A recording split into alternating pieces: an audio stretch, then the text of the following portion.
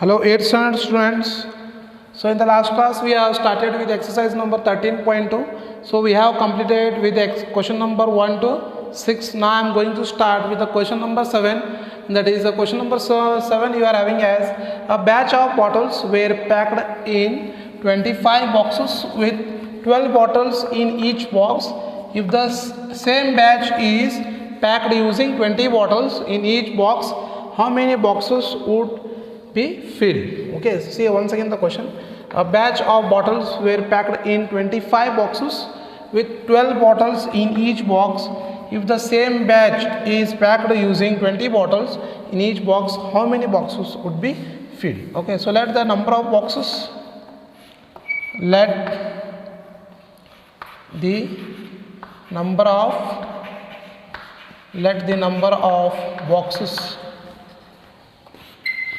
boxes be x.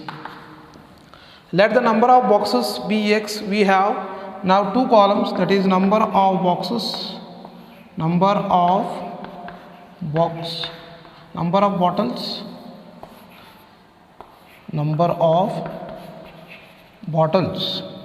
bottles in each box, and similarly boxes you are having. So we are having the two columns.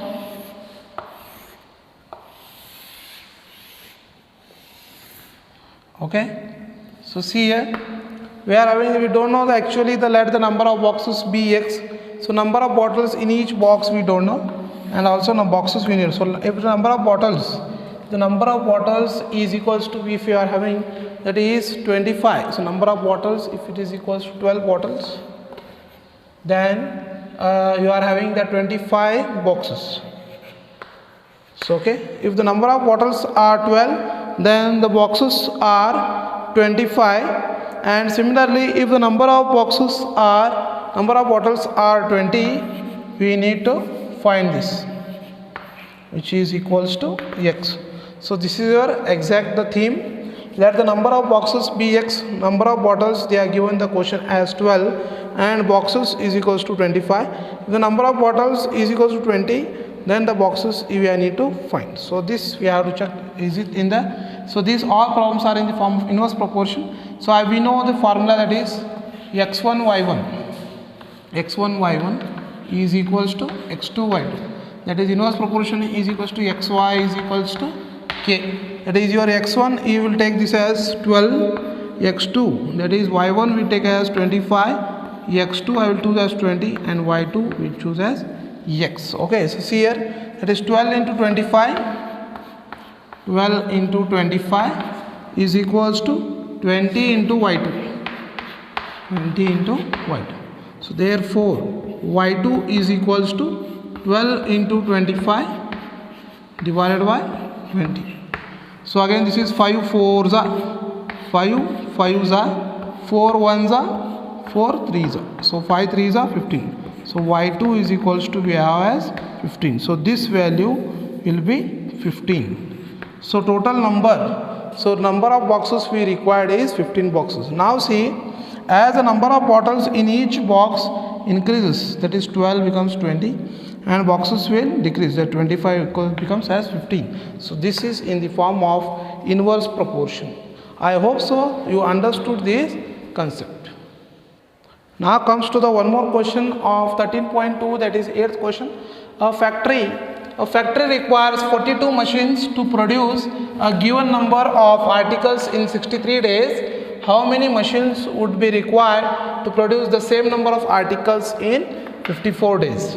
Okay, so see here once again the question. A factory requires 42 machines to produce a given number of articles in 63 days.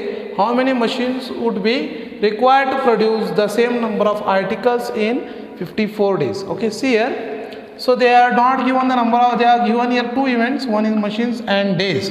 Okay, and machines they are given, let the number of machines be x. First I will write given, that is let the number of machines be Ex. Let the number of machines be X. I make again two column, that is days and machines. Days and machines. If the number of days are 63, the number of machines are 42. The number of days are 54 days, then we need to find this. That is machines, how many machines are there. Again it is in the form of inverse proportion. So again this is in the form of inverse proportion. Again we have to make the formula is x1 y1 is equals to x2 y2. So x1 I will choose 63, x2 I will choose as, y1 I will choose as 41. So that is 63 into 42 is equals to 54. 54 into y2. So y2 is equals to, I have, that is 63 into 42 divided by 54. Okay. So see here again now, 6 6 are 36, 6 7s are 6 9s are 6 9s are is 54, 9 1s are 9 5s are 45, 9 6s are 54, 9 7s are, so 9 7s are 67. Y2 is equals to, I get as 49. So 49 days are required. 49 days are required. 49 machines are required. 49 machines are required for 54 days. So see, as the number of days decreases, that is 63 to 54, the number of machines increases, that is 42 to 49. Okay, so first see, they are not given the number of machines. The number of machines they have taken as x. X1 is 63, y1 is 42, and x2 is equals to 54, y2 we don't know.